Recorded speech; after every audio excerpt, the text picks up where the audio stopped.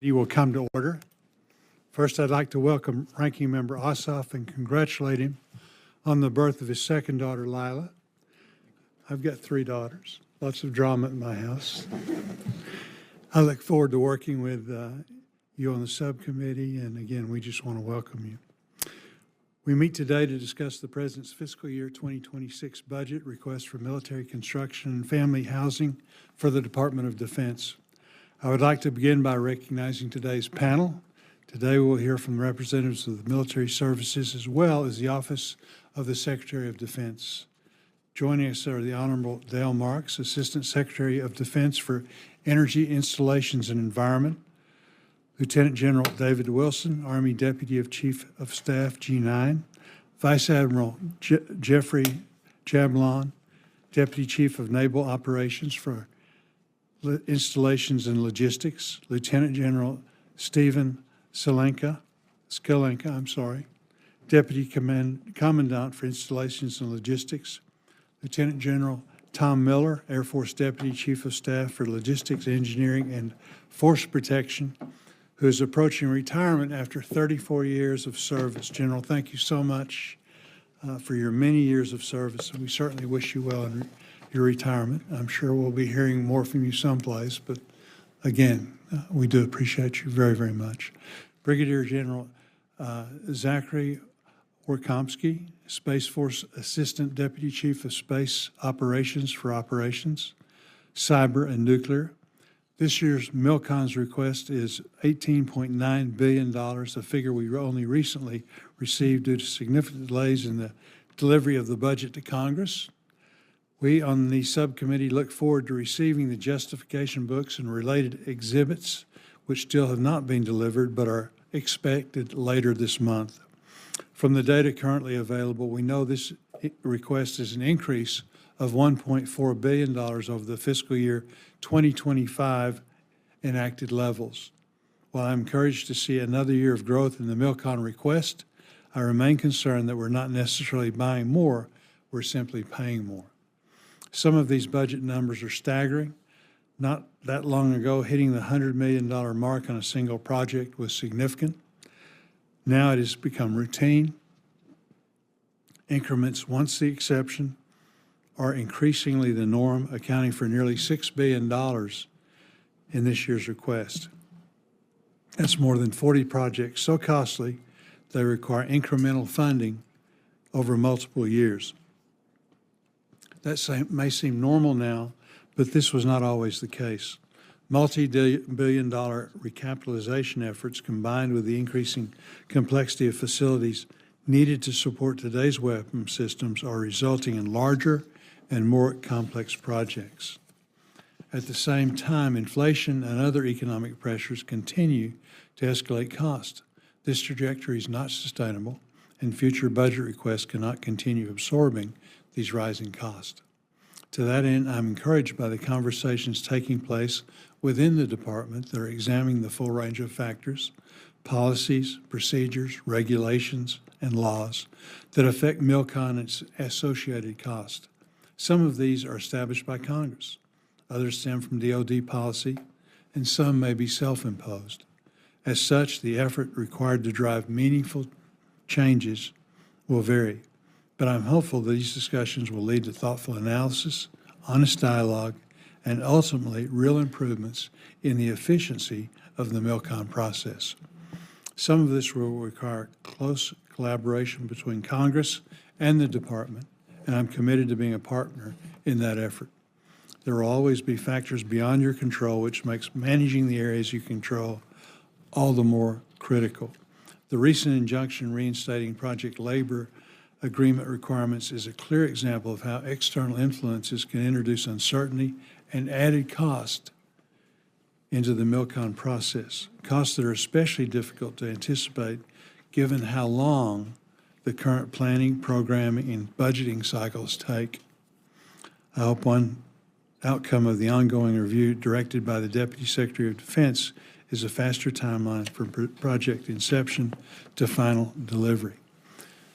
As a critical force enabler, MILCON supports everything from infrastructure tied to new weapons platforms to quality of life facilities like hospitals, schools, and housings.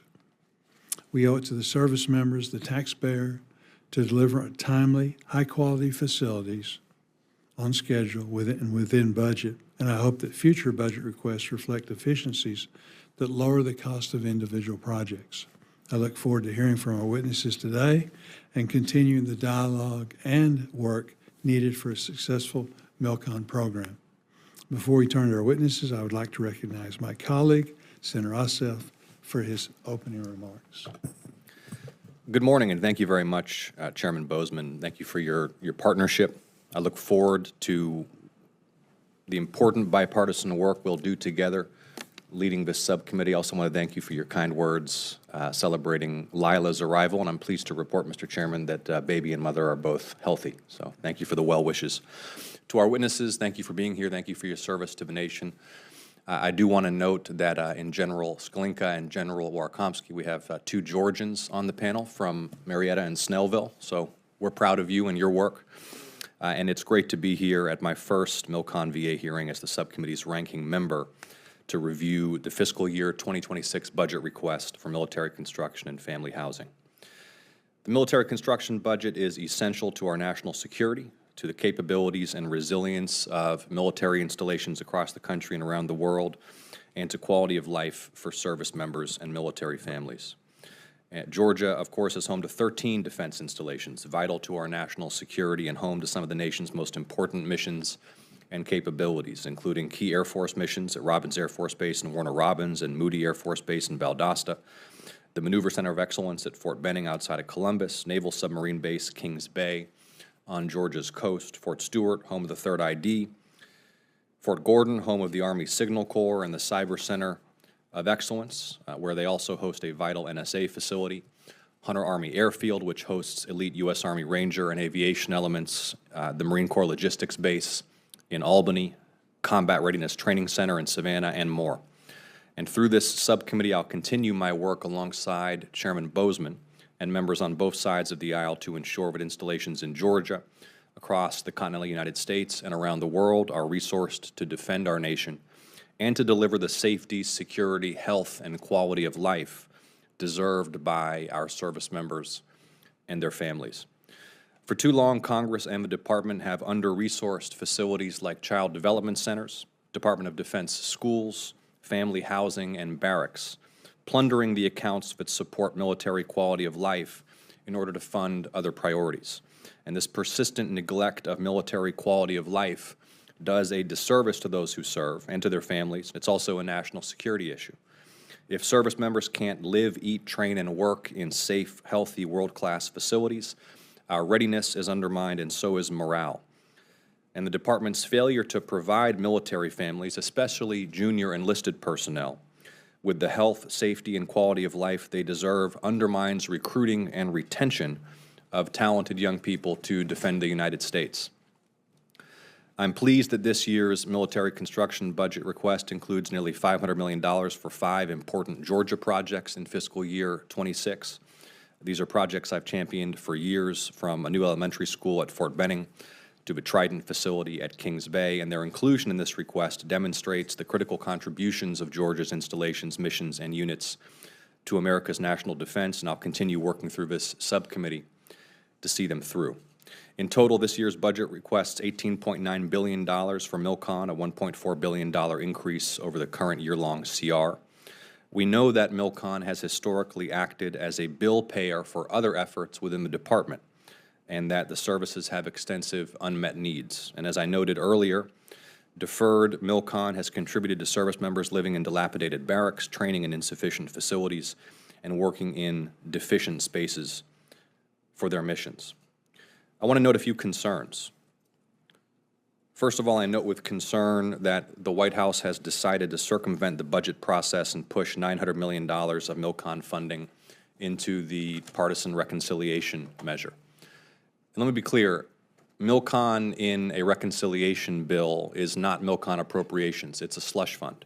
The nature of reconciliation is such that neither this subcommittee nor the whole Senate will have control or meaningful oversight of those funds. And it's my belief that if Congress makes the mistake of accommodating this request to fund military construction via reconciliation rather than through the appropriations process, we bow to executive overreach, degrade our own constitutional authority, and drastically diminish our ability to oversee the use of these funds. I am concerned that the administration intends to use those funds, $900 million of military construction, through the reconciliation process, not to upgrade defense facilities at home and abroad, but instead to build a migrant detention complex across Department of Defense facilities nationwide and around the world, and in so doing, divert the department's mission from fighting and winning wars to domestic immigration enforcement. Our soldiers, sailors, airmen, Marines, and Guardians are warfighters, not jailers of migrants. I look forward to engaging with the administration, Mr. Marks, to get greater clarity on the intended purposes of those $900 million. Because if the administration does intend to fund the construction of migrant detention facilities at military bases using military construction funds, it should include those specific plans in its budget request. At minimum, the administration must provide this subcommittee with a detailed accounting of how it intends to use the $900 million requested for military construction in reconciliation. A few additional concerns I'd like to note. First of all, the use and invocation of emergency authorities to justify reprogramming of military construction dollars. There is a place for the use of emergency authorities to support reprogramming. If it becomes a habit, it can circumvent the appropriations process. I'll also note concern that there is a substantial defunding of family housing accounts for the Army and the Navy, including for programs that provide essential maintenance of and oversight of privatized family housing. And I think we all know that privatized family housing at DoD installations is a mess. I've spent years investigating it, heard testimony from folks like Captain Samuel Cho in Georgia, who experienced firsthand the effects on his daughter's health of mold and contamination in privatized family housing at Fort Gordon. His 8-year-old daughter, as he testified before the Permanent Subcommittee on Investigations here in the Senate, developed a rash so severe that, as Captain Cho testified, quote, her skin became hardened and rough and reptilian in nature, and when she would scratch it, it would bleed profusely. This was the 8-year-old daughter of a U.S. Army captain who, because of the poor condition of housing in this Balfour Beatty Homes development at Fort Gordon, was bleeding when she scratched her own skin. So I'm concerned that the reduction in funds for these family housing programs could reduce our ability to hold those contractors to a high standard and to look out for those personnel and their families. I echo the chairman in noting that we have yet to receive the budget justifications required for us to do our jobs with all the information that is necessary. We still do not have the unfunded priorities lists that will allow members of Congress to highlight projects critical to their home states that may have been left out of the request. Mr. Chairman, I'm looking forward to working with you on those issues and throughout this process. I want to thank again the witnesses here for your service to the nation and for being here to brief us and to answer members' questions. I think this subcommittee is known for rising above the fray and working in a constructive, civil, and bipartisan manner. It's simply too important for us not to do that. I thank you again, Mr. Chairman. Look forward to the conversation. Thank you. Very good. Assistant Secretary Marks, you're recognized. Thank you. Chairman Boozman, Ranking Member Ossoff, and distinguished members of this subcommittee. As the newly confirmed on day 7 Assistant Secretary of Defense for Energy, Installations, and Environment, I appreciate the opportunity to discuss the President's proposed fiscal year 2026 budget for the Department of Defense Energy, Installations, and Environment portfolio. The President and Secretary of Defense have laid out a clear objective for the Department: achieve peace through strength. As the Secretary has said, the threats we face are serious. Our investments to counter them must also be, and that's what this budget does. I firmly believe that the strength and lethality of our military is built both on the weapon systems that defend us and on the readiness of our service members and their families to accomplish this mission. And make no mistake, our installations are weapon systems, just like our ships, tanks, and planes. We must ensure that they are postured in terms of quality, condition, and laydown to carry out the entire spectrum of military operations. But at the same time, we know that America is a target. Our installations are under threat, not just from our adversaries, but from aging infrastructure, extreme weather, and increasingly complex operational demands. To address these challenges, we're focusing on an installation resilience approach that focuses squarely on military readiness and operational capability. This ensures our resources directly support what matters most, maintaining ready forces and resilient installations that can operate effectively under any conditions. In particular, we are focusing on infrastructure modernization and energy resilience, operational energy security, and investing in our innovation and research programs. At the same time, we recognize the resilience of our installations is enhanced by partnering with our defense communities, and we're making a concerted effort to work with them on mutually beneficial initiatives that enhance resilience and prevent risks to national security. We also recognize that our service members' readiness starts at home.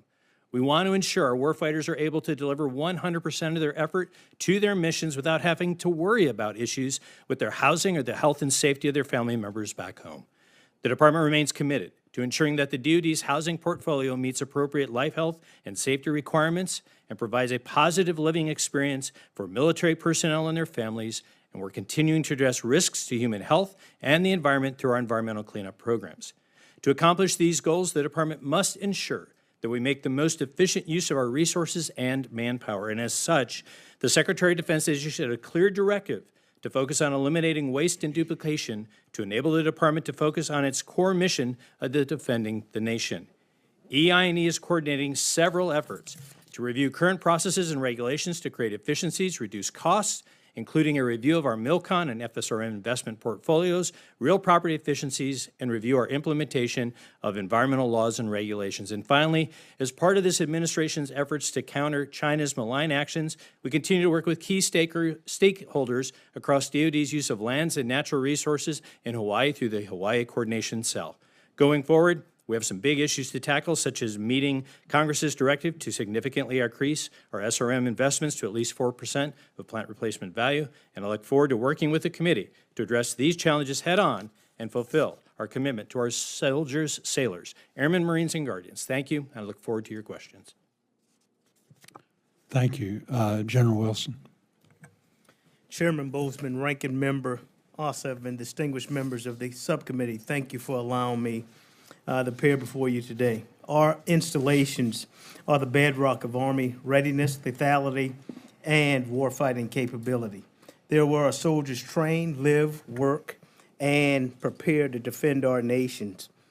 My testimony today highlights the Army's unwavering commitment to transforming our installations into agile and adaptable platforms that can meet the evolving missions and counter emerging threats, from cyber attacks to natural disasters. Our investments in the right locations and facilities guarantees that our warfighters will have the operational and support infrastructure they need to succeed in their mission. Our facility investment plan prioritizes military construction and infrastructure projects based on the direct input from the commanders in the field and a careful assessment of the strategic needs. In FY24, we awarded significant funding for MILCON projects, and we are allocating more in FY25, representing an increase in investment and a commitment to improving our infrastructure.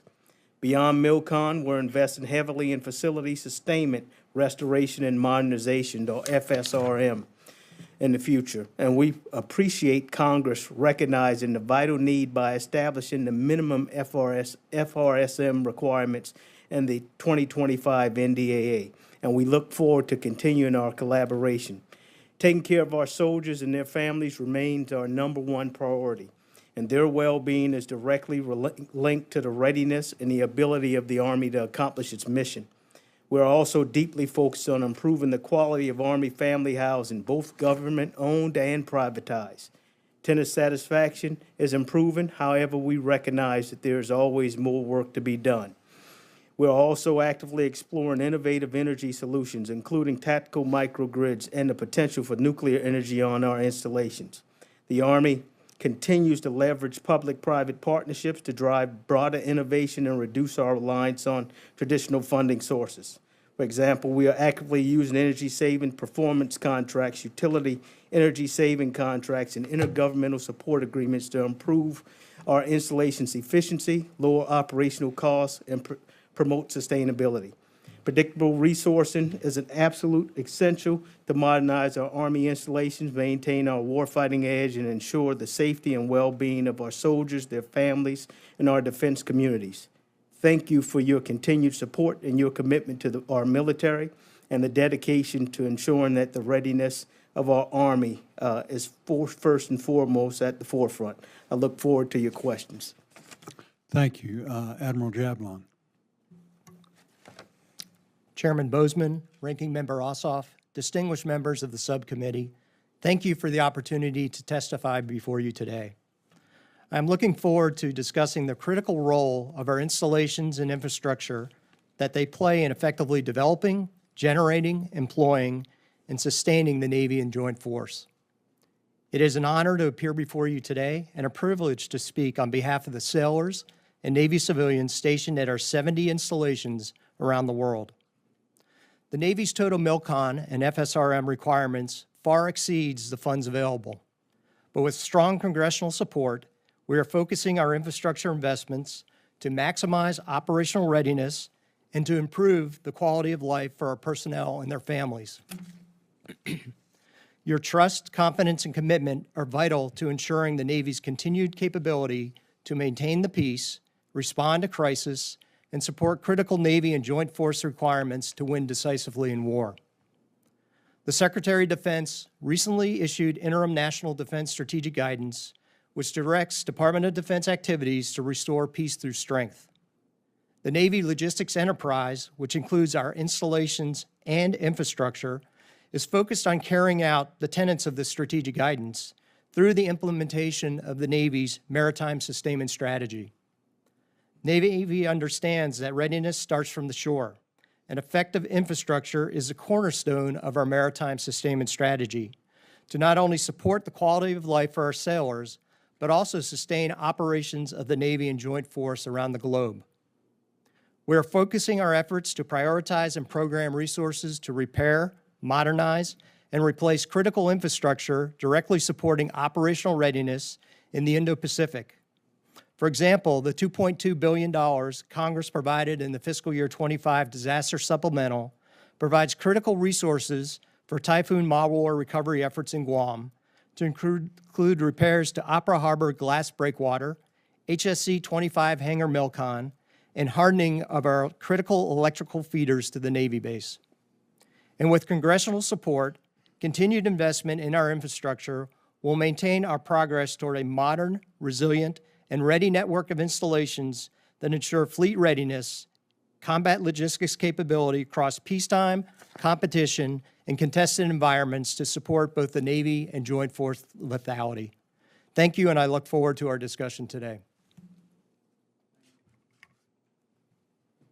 Thank you, General Skalenka. Chairman Bozeman and Ranking Member Ossoff and distinguished members of the subcommittee, I really appreciate the opportunity to testify today regarding your Marine Corps' military construction and the quality of life initiatives that we have. On behalf of the Commandant, also, I want to make a special thanks to all of you for your continued support to all of our Marines, the active duty, the reserve component, civilian, retired, and of course to our families. Now, the infrastructure and MILCON challenges confronting the Marine Corps today, these are decades in the making, and there are no quick fix solutions. As repeatedly documented by the Government Accountability Office, our deferred maintenance and our MILCON needs, they're significant, and they go beyond our ability to self-fund. The year-long continuing resolution has exacerbated these challenges. But what I'm not going to do today is I'm not going to state that the only solution to these issues is more money and greater resourcing. As we previously testified, and as has been noted by the GAO, additional funding is indeed required, but so is leadership. And to that end, the Commandant, his directive to us has been clear. It's a commitment to our Marines and their families, young people from your respective states. That commitment's unwavering. They are what we value the most, and that's why we will continue to accelerate the delivery of our Barracks 2030 project, as well as aggressively implement our force design and Marine Corps modernization. Now, regarding our bases and stations, the Commandant and I have long expressed the point that these are no longer administrative garrison sanctuaries. I think we should expect that the opening salvo in any conflict with a peer adversary, it's going to be aimed at our infrastructure. And our installations here in the homeland will not be exempt from such attacks. In fact, I think the case can easily be made that the first shots are already being fired in the form of cyber attacks, UAS incursions, campaigns of subversion as well as disruption. Against a peer adversary, we're going to find ourselves not only fighting from our bases and installations, but in several cases, we'll likely find ourselves fighting for those very bases and installations. Now, with strong support from Congress, we're making progress. But this is going to be, it's going to require sustained effort over a sustained period. No one budget year is going to provide enough resources to overcome our existing challenges or to eliminate the threats to our installations. However, the Marine Corps, as we always have, will continue to make every dollar count and maximize the return on investment for the American people and the Marines that they've entrusted us to lead. Now, we remain extremely grateful to the subcommittee for your partnership and your leadership, and together we're going to ensure that our installations are as resilient and as ready as the Marines that they support. Thank you again for the opportunity to testify today, and I look forward to your questions. Thank you, and General Miller. Good morning, Chair Bozeman and Ranking Member Ossoff and distinguished members of the subcommittee. I'm honored to appear today to discuss the fiscal year 2026 Air Force Military Construction Program. I'd like to begin by thanking the subcommittee for your steadfast support of our nation's Air Force and the military construction funding that you've provided. Multiple projects, including an air traffic control tower, a child care development center, and multiple military construction projects benefited from the $160 million in additional appropriations provided by Congress beyond the FY25 President's budget. Importantly, $487 million that Congress provided for the FY25 Disaster Relief Supplemental provides much-needed resources to support Andersen Air Force Base's recovery from the devastation of Typhoon Marwar. Our nation continues to face a nexus of complex challenges: defending the homeland, deterring the pacing threat of China in the Indo-Pacific, the increasing complexity of multi-domain threats, and the competition for resources, and the increasing rate of technological change. The People's Liberation Army continues expanding, modernizing, diversifying its entire military, including its air, space, cyber, and nuclear forces. In the face of these challenges, this year's FY26 budget reflects ongoing modernization efforts, including revolutionizing global strike capabilities built around the Sentinel and the B-21 Raider. Sentinel is the largest, most complex weapon system acquisition program the Air Force has ever undertaken. We're working with the Office of the Secretary of Defense in seeking opportunities to reduce costs while revising the program's Milestone B recertification. MILCON for Sentinel support facilities at Vandenberg Space Force Base and Hill, F.E. Warren, and Malmstrom Air Force Bases continue as the program restructures. The budget request includes funding for utility corridors and design for launch and control facilities. Support to the B-21 program across Ellsworth, Dyess, Whiteman Air Force Bases is also included in this year's submission. Without question, our airmen are the foundation of the Air Force. This request preserves the well-being and quality of life for service members and their families through investment in much-needed housing and child care development centers. Generous congressional support in fiscal years 22 through 25 funded most of our CDC projects that were currently at executable design stage. The Air Force is actively working on design of 15 additional CDC projects totaling $492 million for inclusion in future budget submissions.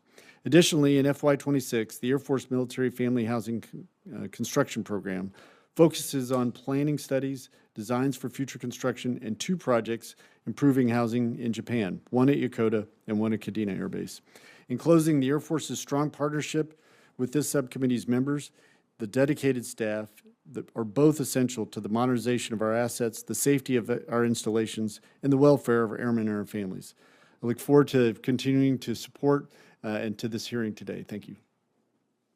Thank you, General Warkomski. Chairman Bozeman, Ranking Member Ossoff, and distinguished members of the subcommittee, thank you for the opportunity to testify on behalf of the U.S. Space Force for our military construction program. The Space Force remains laser-focused on securing our nation's interest in, from, and to space. And as access to space grows, the strategic landscape is becoming increasingly complex. Many of our systems were fielded in an uncontested environment. and today our adversaries are aggressively fielding capabilities to contest and ultimately control space, fundamentally shifting it into a warfighting domain. They are also posturing to challenge our critical infrastructure both at home and abroad. Meanwhile, our installations serve as home to our guardians, airmen, mission partners, and their families who live and work there. The preponderance of our combat-ready guardians are employed in place at their home stations, executing their missions from our installations, which serve as power projection platforms. The vital importance of our facilities and infrastructure cannot be overstated. It is foundational to the launch and operational missions we conduct across the entire spectrum of conflict to provide essential capabilities to the Joint Force. Military construction funding for the Space Force provides flexibility balancing infrastructure requirements across our weapon systems, quality of life, and force support portfolios. FSRM priorities include essential upgrades to power, electrical, and water systems, heating and cooling, fire suppression, roofs, and dormitories. MILCON priorities focus on increasing capacity and reducing risk to mission with an emphasis on mission bed down, security improvements, and assured access to space. The Spaceport of the Future initiative, encompassing our East and West Coast launch complexes, remains the foundation of our assured access to space and is instrumental in enhancing our national security space launch capabilities. We continue to diversify launch providers, increase launch sites, and invest in range facilities and increase payload processing capacity, all while closely monitoring the launch supply chain. We want to thank Congress for the $109.8 million in MILCON, $444.5 million in FSRM, and the $84.9 million in planning and design the Space Force received in FY25. This includes $63 million in planning and design for Spaceport of the Future to keep our launch enterprise globally competitive. Thanks again for your continued advocacy for Space Force MILCON, as well as the quality of life initiatives supporting our guardians, airmen, and their families. I look forward to our dialogue. Thank you very much. Thank you for your testimony. We'll get started with our questions. I had the opportunity to go to the Army Museum over the weekend. I saw a little blurb on one of the morning shows about the new exhibit there, and it's in the Army Museum, but it really is about the fighting patriots that really, were so stepped forward at the time of crisis as our country was beginning. But I'd really recommend that all of you go and see it. It's outstanding. Again, it's in the Army Museum, but it's really not an Army museum in the Army exhibit, in the sense that that same spirit is what embodies you all, the people that have served since then, that have done such a tremendous job of keeping us safe, keeping us free, the sacrifices of you in uniform and your families. It certainly is a family affair. And we're going to be talking about housing, all of the things that we can do to keep, families together, that aspect of things. So let's start out with Mr. Marks. Mr. Marks, given the ongoing legal uncertainty surrounding project labor agreements, how is the department managing the day-to-day impact on projects in the pipeline, especially those approaching award, that are now stalled due to uncertainty over whether a PLA is required or not? Has any guidance been given to avoid delays or compliance issues in the interim? And finally, how will this impact the projects in this year's request if it's determined that PLAs are required? Senator, first, thank you for that question, and I do appreciate— Lots of questions. Yes, Senator. But I do appreciate the time that we did have to begin to discuss this. First and foremost, as I shared with you, anything that increases cost and schedule is of a concern to the department right now. And so we're working very, very hard to look at that. The administration supports the use of project labor agreements where those are practicable and cost effective. But I, again, want to emphasize that I affirm and recognize your concerns about the costs and the drivers that could potentially cause those projects to increase. Right now, we're not going to be pursuing any blanket deviations, but we are working with NAVFAC and USACE to go project by project and ensure that we are finding the most economical and speedy way to continue to move these projects along, so that we can assess those on a project by project basis. We're also working with with OMB to determine our next steps and how we best address this issue for the long term, given the nature of where we stand today. And so the impact of that, as we spoke earlier, is all about mission and readiness and how do we drive that forward. And so much of the directions that we've given in working with these esteemed colleagues to my left is really to continue to drive those as quickly as we possibly can to meet the readiness concerns we have and to keep the costs down as best as we possibly can. Very good, thank you. The Deputy Secretary of Defense directed a review of the MILCON portfolio to identify opportunities for greater efficiency. As you know, initiatives like this often take time. While the review isn't complete, I'd like to hear from the panel, are there any early findings or promising areas that could be acted on quickly? Since you're already in the midst of building the fiscal year 2027 budget, is there any realistic expectation that these efficiencies will be reflected in that submission, or are we likely looking at a longer timeline before we see tangible changes? Senator, let me lead with that just in a broad sense, and then I'll defer to my colleagues. But as we were working on those, some of the early things that we are examining continue to be the use of other transactional authorities where it makes sense to move quickly. More importantly, we're taking a page from our partners at Defense Innovation Unit with an accelerated design build, ways to bring contractors together more quickly, get through this changing requirements idea so that we can get it done quickly, move it ahead quickly. The idea of also building projects, bundling multiple projects together where that makes sense. So that we can, again, move things together quickly. And then finally, the idea behind replacing failed or failing facilities, so the repair by replace work that we've done collectively, to more efficiently replace those using O&M dollars. Again, all of those are things that we want to share collectively and make sure that we're doing those in a way that moves us ahead transparently to meet the mission requirements. Anyone else? Senator, as you said, the MILCON cost is really astronomical and really getting out of hand. So what our objective is to think, act, and operate differently in the Navy for possible alternative construction methods, modular construction, using tension fabric structures instead of regular brick and mortar. That will buy us some efficiencies both in cost and time. Also, Honorable Marks mentioned about block buy of specific types of buildings that we do repetitively, such as CDCs and barracks, could bring the cost down. Very good. Senator Ossoff. Thank you, Mr. Chairman. General Miller, thank you again for being here. Thank you for our conversation yesterday as well. I think you're aware last August I had the pleasure of hosting Air Force Chief of Staff General Alvin in Georgia. We visited several installations, including Moody Air Force Base in Valdosta. And man, are the people of Valdosta proud of and supportive of Moody. Mayor Matheson, Dr. Lucy Green of Moody Support Group, I mean, that is a base community that just loves hosting the Air Force and provides so much support for the airmen and the civilians who work on and around the base. And they are thrilled that Moody has been selected to host the F-35 with the A-10s leaving the force.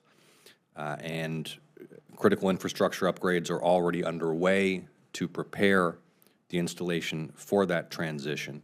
You and I discussed this yesterday, and here in this public setting, I'd like your commitment again that you will work closely with me, with the subcommittee, with the community in Valdosta to ensure that the base is prepared and successful to swiftly bring those aircraft to Georgia.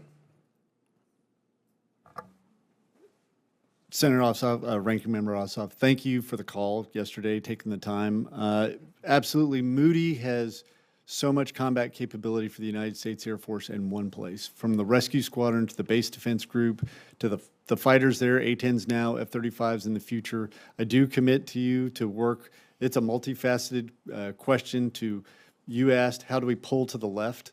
And so pulling to the left is, looking at the environmental requirements, the facility requirements that you just mentioned, the aircraft laydown, all the combat capability, and most familiar with Robbins and Valdosta's, support to the Air Force communities, and can't thank Georgia enough for that.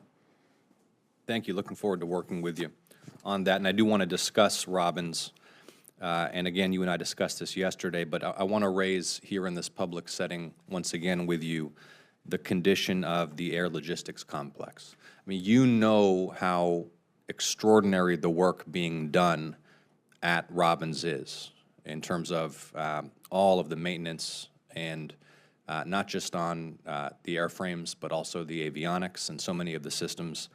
But that air logistics complex really needs more investment. The condition of the facilities, degradation, neglect, faulty construction, it's a disservice to the airmen and civilians who are there, making sure that the Air Force has aircraft, avionics, systems that are in the state they need to be in. So I'm asking you here for your commitment to work with me and the subcommittee and the leadership at Robins to accelerate investment in key projects at Robins that may include FSRM funding and to upgrade facilities at the Air Logistics Complex.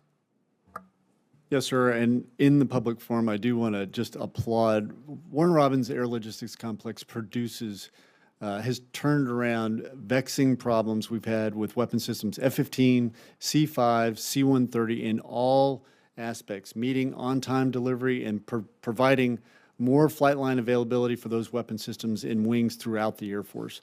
And you remarked avionics in particular is a particular skill set that the complex there produces for many weapon systems that I didn't just mention. And you do have my commitment that looking at not only the workload that's there now at Warner Robins, that what's in the future also coming to Warner Robins, that the facilities, the infrastructure, the overhead cranes, the power, all the ability in the classified environment also for the avionics, as mentioned, will be addressed and planned for in advance and not late to need. Thank you so much. Looking forward to working with you, General. And Admiral Jablon, thank you as well for your service and your testimony today. Georgia is proud to host Naval Submarine Base Kings Bay. We are proud to host the East Coast home for the Ohio-class submarines. We are working closely with the Navy and with the Department in order to prepare for the transition to the Columbia-class boats. It is one of my top priorities to make sure that we're investing in Kings Bay to prepare it for the equipment and the missions that are coming. Can I have your commitment, Admiral, to work with me and the subcommittee and the leadership at Kings Bay and local leaders in Georgia to ensure that the base is fully prepared to accept the new Columbia-class submarines? Senator, thank you for that question. As a former Submarine Group 10 commander in Kings Bay, you do have my commitment to work with you and the subcommittee. As you know, the Columbia-class submarine is our #1 priority in the Navy, and the infrastructure which supports that is vital to its success. Thank you, Admiral. Thank you, Mr. Chairman. Thank you. Senator Hyde-Smith. Thank you, Mr. Chairman, and thank you, Ranking Member, and thank you for being on the panel today and your willingness to serve. And I just appreciate everybody here in uniform and that's not in uniform for your commitments. I just want to get that out there. And I really appreciate the fact that in your FY25 budget, you included the Keesler Air Force Base tower. That is so important for that air traffic control tower there. And it's certainly part of our national defense, but we're very proud of it and appreciate that. And this is for those who want to answer that concern of mine, is how is the department ensuring that smaller but strategically essential installations such as those in Mississippi are not overlooked when it comes to long-term planning for necessary infrastructure upgrades and resource prioritization? Senator, thank you, and good morning. First and foremost is, as I've mentioned before in previous testimony, the understanding that combatant commanders and the laydown and the needs. So as we think about things like Golden Dome, when we think about the defense of our installations, counter small UAS, other things, is the importance of our installations, again, not only as force projection platforms, but as war-fighting places themselves. And so as we take that, the department's taking a comprehensive look at all of our locations to ensure that we are in the right locations at the right time and making sure that we're making the proper investments to meet those there. And I know each of the services has their own determination of how that is important, but I assure you that we are taking that seriously as we look across the entire portfolio of our installations and their importance to what the future defense of our national security. Thank you for that. And I'll go back to you. The prior administration was very slow in evaluating, processing, and reporting to this committee the required projects, restructurings under the military housing privatization initiative, particularly those caused by shortfalls in the long-term reinvestment accounts for those projects.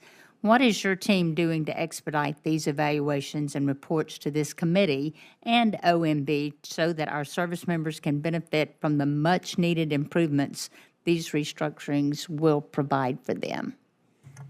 Senator, thank you for that. And as a past resident of military housing, I assure you that I appreciate greatly what you are discussing here today. We are doing right now is to take a hard look at that, working with my service partners to ensure that the investments that are being made are there. The care of our families is of utmost, not only for their own readiness, but their health, life, and safety as well, as you know. And so I wanted to make sure that we take a harder look at that, again, early into the job and diving deeper with each of the services to look at that. But I share your concerns, and we'll continue to share with this committee what we learn and how we make improvements to the portfolio. That's very much appreciated, and I have no further questions. Senator Gillibrand. Thank you, Mr. Chairman. In January, General Wilson, where is General Wilson? General Wilson. In January of this year, I wrote a letter advocating for the inclusion of a new 42nd Infantry Division headquarters on the Army's fiscal year 26 unfunded priority list. Funding this project will secure an overdue upgrade to the 42nd Infantry Division headquarters in Troy, New York, and help facilitate the planned construction of an $800 million cannon factory at the nearby Watervliet Armory. I would like you to speak to the significance of both projects. What can you tell this committee about the impact of the new headquarters for the 42nd Infantry Division and the importance of continuing the expansion of the Watervliet Armory? Yes, Senator. On the Watervliet Army Depot, Army Materiel Command has prioritized that facility in their facility investment plan, the facility investment plan that's ran annually by the Army Installation Management Command. And so that's accounted for in that space as all of our projects. And we run this facility investment plan annually across with senior commander input, and they determine what prioritization each of their projects in their respective areas will have, and we continue to support those commanders on the ground priorities from the Department of the Army staff level. Thank you. General Miller, I'd like to discuss infrastructure projects in Niagara Falls Air Reserve Station. I'm requesting funding to construct a combined operations airfield facility to further support the work done by the 914th Operations Group and subordinate units. It's my understanding that although this project is not in the President's budget request, it is a strong candidate for the unfunded priority list. Can you speak to the benefits of a modernization and properly sized combined operation airfield facility, particularly at the location like Niagara Falls, which is certified nuclear ready and supports the worldwide combat air refueling mission?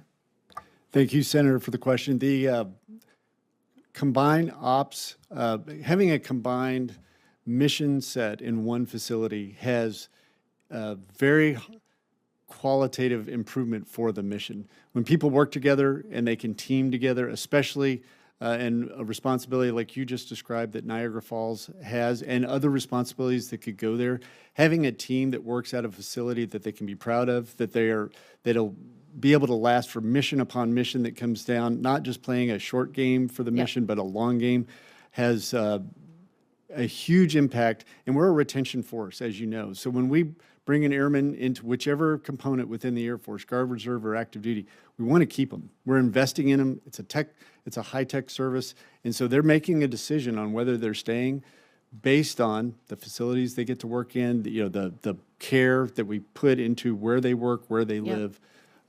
Absolutely important. Well, thank you, General Miller. General Wilson, it's my understanding that the new runway lighting infrastructure is needed to improve aircraft safety during takeoff and landing at Wheeler-Sac Army Airfield located at Fort Drum. Considering the recent frequency of airfield incidents, including the tragic collision at GCA in January, can you speak to the importance of this project as well as other infrastructure projects that may be necessary to improve air traffic safety? Yes, Senator. In fact, the Army supports this and supports the move from FY '27 to '26 for this project timeline Yep. move out. And that was just signed on yesterday. Great, thank you. Last question, General Miller. With the continuing proliferation of small unmanned aerial systems, including the strategic success of Ukraine's Operation Spider's Web and Israel's recent drone operation staged from within Iranian territory, I'm wondering what additional passive infrastructure defenses the Air Force may be considering to protect aircraft on the flight line, including construction of hardened aircraft shelters. Thank you, Senator. We've been thinking about this long before the dramatic events that everyone saw on television. I think it's a multifaceted problem with a multifaceted approach. Facilities absolutely has a play there, but also electromagnetic spectrum. How do you directed energy? The authorities to, especially within the United States, coordination with the FAA, coordination to prosecute, whether it's FBI that is going left of launch of counter Suez. So facilities and infrastructure and hardening does have a play, but it's a multifaceted play. We don't want to spend years and years only going after the facility piece, only to learn that there's a different threat that we're seeing in the rearview mirror. And when can we expect a plan or proposal with regard to UAS? I actually work very closely with our Director of Operations, who's the lead for the Air Force, because it is all the things I just mentioned, which I know we're short on time, but I will get back with the A3 as the lead for the Air Force on it, and we'll get back with your office, or if you have time, with you. Anytime. Thank you. Thank you, Mr. Chairman. Thank you, Mr. Ranking Member.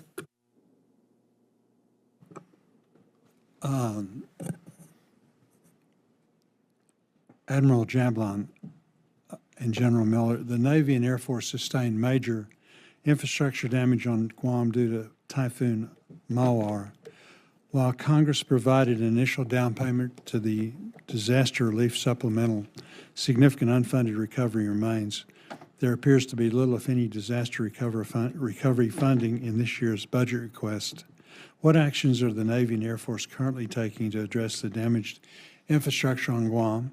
And what is your plan to request and secure the additional funding required for full recovery? Senator, thank you for that question. As I mentioned in my opening statement, really thankful for Congress's supplemental $2.2 billion, focusing that investment specifically on FSRM investments to get after the Typhoon Mawar effects that destroyed many facilities. The backlog of infrastructure to correct from Mawar is about $40 billion right now. So we are looking at those most critical infrastructure assets, hardening our electrical utilities, going after electrical utilities within the Navy base at Polaris Point to focus FSRM and MILCON dollars on that. But we're working as diligently as we can in a prioritized way to get after Mawar recovery efforts. And Chair Bozeman, if I could add, from the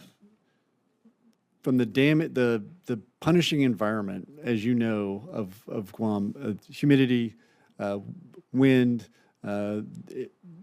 it has a degrading effect on equipment. We've had a lot of pre-positioned equipment that we had pre-positioned at Anderson, and this is prior to the typhoon, where we didn't have adequate facilities to shelter from the weather.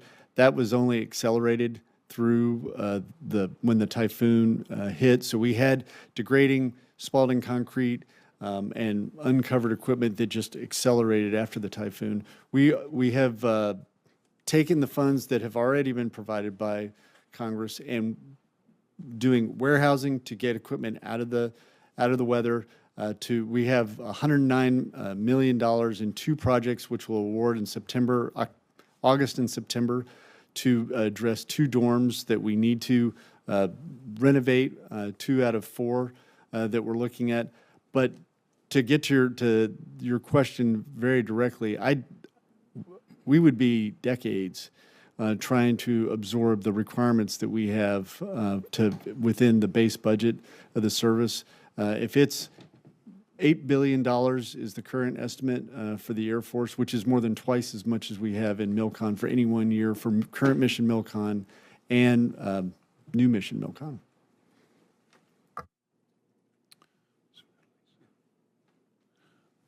Senator Murkowski. Thank you, Mr. Chairman, and good morning, gentlemen. Thank you for your service. I want to begin my questions to you, General Miller. You're nodding like you're expecting this, so yes, I have an excellent team. Thank you very much. I want to talk about the JITC. This is the Joint Integrated Testing and Training Center at JBER, one of the Air Force's top priorities for MILCON. In the FY26-1 files that the committee received last week, the Air Force increases that request to $152 million in FY26 authorizations. Can you share with the committee how we jumped? This was always a significant project. It was big, even in Air Force terms, but increasing from $97 million to $152 million, and also whether or not we should expect any delays or other consequences in the project based on the late addition to the scope of the project.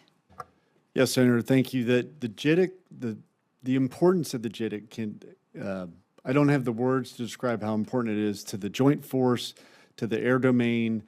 So you know the mission analysis behind that. In the analysis as we were going forward, the power requirements, because of that unique capability that the JITC brings, drove an additional substation that was required, so $105 million additional dollars. That was the majority of the escalation. Is the power requirements are so dramatically larger for what the mission of the JITC will be. That was the escalation. So can you share then, because you know the situation in Cook Inlet with the natural gas supplies dwindling, how is the Air Force working to secure long-term energy needs for not only JBER there, but really for the bases more broadly in Alaska? So, Senator, I'm sure you're aware of the recent announcement for the microreactor at Yes, Eielson. finally, we're pleased to see that. Yes, ma'am.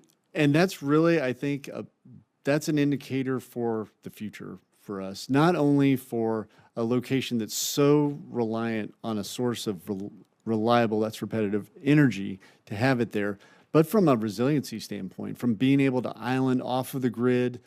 It was mentioned earlier in testimony that absolutely attacking our SCADA systems at the beginning of an attack from a cyber perspective is an easy take for an adversary. So if we have mission systems that are relying on a commercial electrical grid and thinking about the impact that would, the energy independence that it would give us to be able to island from an energy perspective on installations with critical missions throughout the United States and deployed. And I think the encouraging piece there is it's a 5 megawatt reactor, but to build, if there's additional requirements, to build additional. We're looking forward to that and seeing. What's it going to do to your timeline? Are you worried about that? That it pushes out the timeline for the JITC to be fully stood up?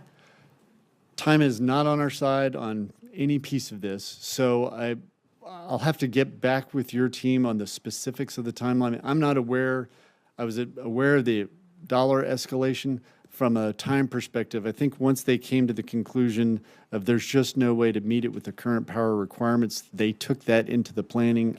I'll have to take that for the record to get you the details of the time. Well, I would appreciate that. Let me turn now to you, Mr. Marks. Also, sticking with the energy vulnerability, we know the situation in Alaska, again, a great reliance on natural gas out of the Cook Inlet, and up in the interior there, specifically at Fort Wainwright, the concern about Wainwright being vulnerable to unexpected outages and operational issues. Wondering whether the budget request reflects appropriate funding levels to address energy reliability challenges like we have at Wainwright.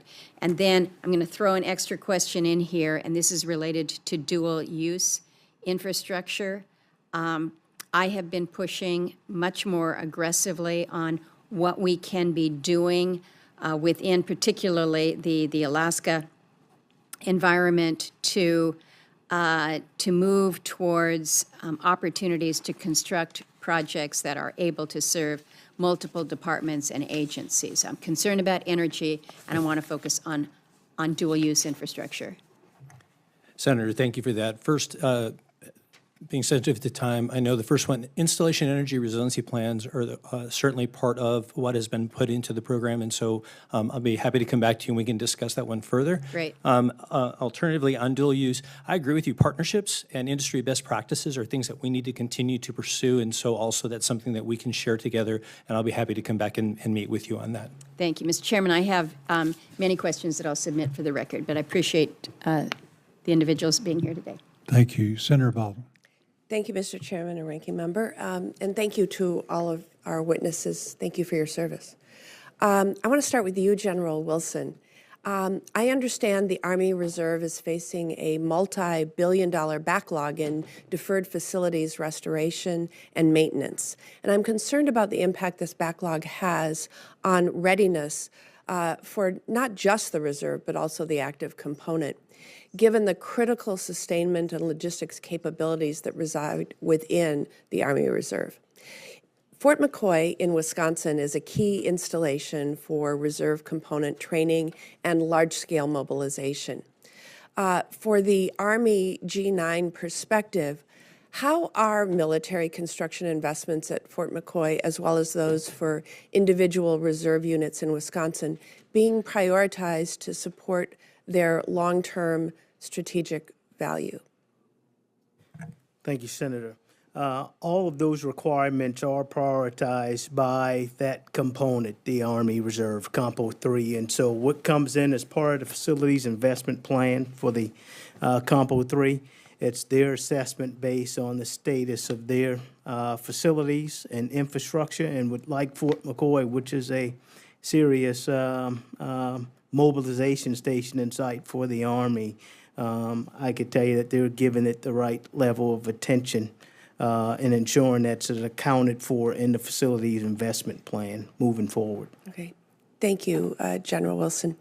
Secretary Marks, I worked with this committee to secure funding for a new community noise mitigation program implemented by the Office of Local Community Defense Cooperation. I was disappointed by the long delay in making the first round of funding available to local governments. And I want to make sure that you're aware that communities such as Dane County in Wisconsin have been waiting for this funding for years. The 115th Fighter Wing began receiving F-35 aircraft in 2023, and the neighboring residents are still waiting for federal assistance in addressing noise impacts. So, Assistant Secretary Marks, will you work to ensure this funding competition moves forward without delay? Senator, absolutely. And first, let me thank you for your leadership on that. As someone who just left an F-35 training base with more than 50 F-35s, I understand the source of your concern at Truex, so thank you for that. Yeah. Yes, ma'am. In fact, what I would like to do is come back to you and sit down with you and explain the competitive process and ways that I think we can bolster the case to make sure that that does move forward without delay.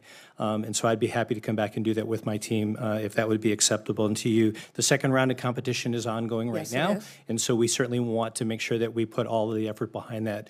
And I acknowledge that, and we'd be happy to schedule that with your team. Yeah, it closes out shortly in early July, and That's I know correct. that my community is working very hard on their submission for that, and I would welcome a follow-up with your team to Yes, talk ma'am. in more granular detail. Be happy to do that, ma'am. Mr. Secretary, this committee has also long been concerned about the backlog of cleanup efforts at current and former defense installations.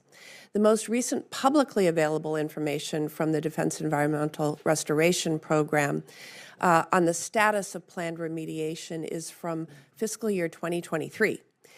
That information lists an intent to devote over $1 million to cleanup activities Wisconsin in Wisconsin in fiscal year 2025.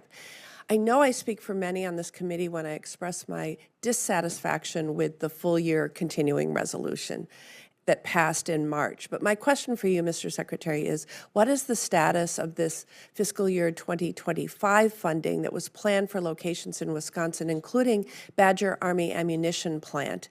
And the second question, is the department still on track to devote this funding towards urgently needed cleanup efforts there?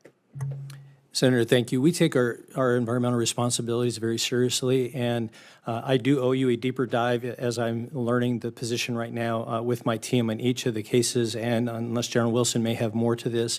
But I can assure you that we are going to continue to push forward for those things. What I need to make sure that I go back and look at is how that all lays down flat within Wisconsin, which I don't have with me today. I'd be happy to take that for the record and come back to you on that. I'd appreciate that. Maybe we can do both topics at once. Absolutely, as a ma'am. follow-up meeting. Yes, ma'am. For many years, the Badger Army Ammunition Plant operated, and while it was declared surplus to the Army's and the Department of Defense's needs back in the late 1990s, there's still some remediation that needs to happen there. Thank you, Mr. Chairman. And Senator, from the Army standpoint, we account, there's 27 sites that we're still working toward, and we're committed to the EPA standards for remediation. And the prioritization, of course, most contaminated location is how we're making sure that we step through the list. Thank you. The senior senator from North Dakota. Thank you, Senator Mr. Hogan. Thank you, Mr. Chairman. Thanks to you and ranking member for holding this hearing today. I'd like to thank all of you for your incredible service and as well as all your staff that's here with you. Thanks for your incredible service. We appreciate it and for being here today. General Miller, some gratitude to you for the resurfacing at the Grand Forks Air Force Base runway, or the upgrades, I should say, that runway. Very important. Right now, we're actually hosting, as you know, the B-1 from Ellsworth as they're making modifications there for the new B-21. And I think we're the logical place to bring it for the Dias B-1s when they have to do the same. So thank you for that, being on top of that. Appreciate it. And that's, by the way, that's going very well, in addition to our ISR mission, hypersonics, satellite, and all the other things we do there at Grand Forks. I want to ask you about Sentinel, though. Very important that we keep Sentinel on track. As you know, because of the Nunn-McCurdy review, we've had a pause. But now, from what I've seen, Air Force is doing some very good things about getting to concurrency in actually installing Sentinel across the 3 ICBM bases and working to get back on track. And we've worked very hard to keep that program funded. And we're doing that again through reconciliation. Talk to me about how you're going to make sure that that gets done concurrently across the 3 bases and on schedule. Thank you, Senator, for the question. And the concurrently versus serial, and getting there's important work right now, even during the restructuring on Sentinel for utility corridor work, which is vitally important, regardless of the specific restructuring action. The utility corridor work that is being done now, and the planning and design for launch facilities and launch control facilities, all has to be done in advance. I think not knowing what the future brings, there are budgetary requirements in the future. Doing the things we can do right now in the known environment is important, and so that's where we have parts of the Sentinel program have paused under the restructuring, but not the part you just described. So the utility corridor and the planning and design for that launch facility, launch control facility, all can be done and is being done now. And you're committed to proceeding as I've just described and you and I have just discussed. Yes, sir. Thank you. And then the weapons generation facility at Minot Air Force Base. Right now, the only place that we have air-launched cruise missiles, particularly nuclear air-launched cruise missiles, is Minot, and Minot and Barksdale will be the only places going forward. We need upgrades to that weapon gens facility. Talk to me about how you're going to get that done in a timely way. There are $44 million in projects that Global Strike's identified specifically to get, that's FSRM, actually, to keep the weapons storage area not only viable, but able to accept LRSO. There's LRSO, right? LRSO specifically. There's different requirements over time that are just a function of weather, keeping airmen out of the weather from a security standpoint. But then there's configuration of a specific, and I know we're in an unclassified environment, but configuration and security that have to be addressed, which Global Strike has looked at all those requirements, and I know it has competed extremely well in the prioritization for the FSRM dollars. So they definitely have a strong voice. They definitely have a strong voice within our prioritization within the Air Force. And your intention is to have those upgrades in place by the time LRSO is ready to go? Because right now, we're not on track for that, but your intention is to be on track for that. My intention for the configuration piece, absolutely, and I need to go back, loop back on the roads, the roofs, the non-configuration piece. I need to take that one for the record, Senator, and come back to you or your staff with to get that part of the answer. Thanks, General. General Wilson, for our number one project for our Guard is the 817th Engineering Company in Jamestown. They're actually using the Civic Center. This is a large sapper group engineering company that's been deployed multiple times around the globe, always does an incredible job. They need a new facility. There's $2.5 million in the 25 continuing resolution, but it was not in the 26 budget request. This is a priority. What can you do? Senator, we will make sure that we circle back with the Guard from their facilities investment plan consolidated list that was approved by them. Of course, that prioritization we're committed to supporting based on the resourcing that becomes available. Okay, and this next one I know is really important to the chairman of the committee here because he likes to come up to North Dakota and go to Devil's Lake where we have an incredible Army National Guard base, Camp Grafton. And not only does it provide a lot of training, particularly for NCOs, but also it houses the BIA Law Enforcement Training Center, which is the only one we have other than down in Artesia, New Mexico. There is a facility there for lodging, and I know you would want our chairman to be comfortable when he comes up there. And that has been 100% design completed, $8 million spent on the project cost, but he might be coming pretty soon, so we need to make sure we keep that moving. And out of deference to our chairman, can you help me keep that moving?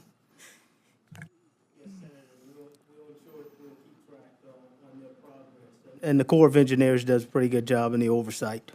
They do. Again, really appreciate all of you and the work you do. Thank you so much, and again, thanks, Mr. Chairman. We look forward to staying there. Senator Ossoff. Thank you, Mr. Chairman. Admiral Jablon, as you know, Albany, Georgia hosts Marine Corps Logistics Base Albany, which is essential to Marine Corps readiness and sustaining expeditionary combat power for the Marines. I'd like to hear from both Admiral Jablon and General Sklenka on this, please. In FY23, I worked alongside the Marine Corps Logistics Base leadership in the Albany community to help secure planning and design funding for a new consolidated communications facility at the logistics base to more efficiently support the vital Marine Corps logistics mission there. My question for you is, will you work with me to ensure that we move swiftly to construction for this project? Again, we've already funded planning and design. It's the top priority for the facility and the community. Senator, you absolutely have our commitment. Marine Corps Logistics Base Albany, that is our sole, Marine Corps' sole depot. It is, when you look at first among first in terms of logistics support and entities within the Marine Corps, Albany is it. And any way that we can ensure that we deliver capability to our warfighters quickly and effectively, we'll take that. Anything to add, Admiral? No, Senator. That depot is under Lieutenant General Slenka's authorities. Thank you. General Wilson, as you're aware of, Chattahoochee Valley in Georgia, proud home of Fort Benning, the Maneuver Center of Excellence, as well as elements of the 75th Ranger Regiment. And I'm particularly concerned, as I mentioned in my opening statement, about quality of life for service members at Benning and across the country. In FY24, I helped to secure the funding to plan a new elementary school at Fort Benning to replace Dexter Elementary School on post. Dexter was built in 1968. It is an aged facility that the children of our service members deserve the very best. Again, we have already funded planning and design. Do I have your commitment, General Wilson, to work with me in the subcommittee to try to expedite the construction of that new school for military families at Fort Benning? Yes, Senator, you do have my commitment.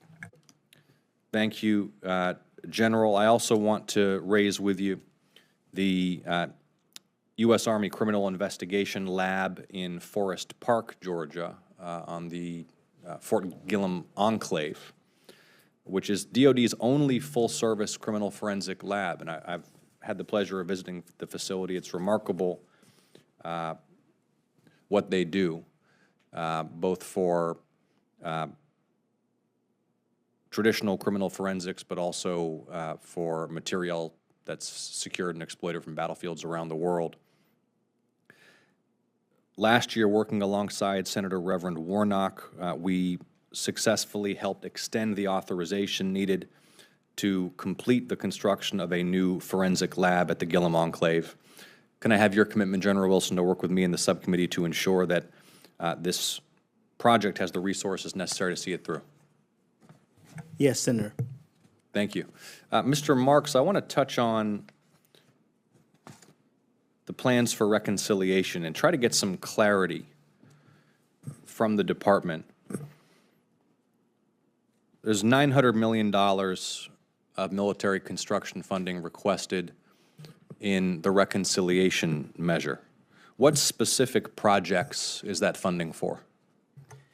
Senator, I appreciate that question. And so as we view this as one bill, we're looking at defensive systems, munitions, munitions procurement, readiness, and quality of life programs are all included in that package.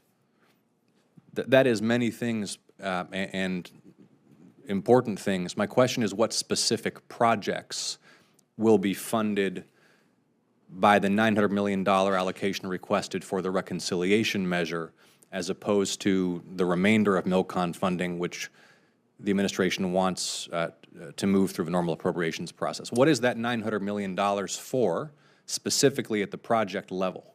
Senator, let me come back to you at the project level so that I can show you those things. Again, new to that, and I don't have that granularity right now. Okay, will you please commit to providing the subcommittee with a project-by-project list of which projects are intended to be funded by the $900 million reconciliation portion versus the remainder of the traditional appropriations? Senator, I'll work with you to try to get the best I can answer to that question, yes. Well, I appreciate that commitment. Can you think of any reason why, where, as this typically proceeds fiscal year after fiscal year, the subcommittee is provided with a list of projects that constitute the totality of the MILCON budget request, why there would be this nearly $1 billion floating out here that wouldn't have a project-by-project justification?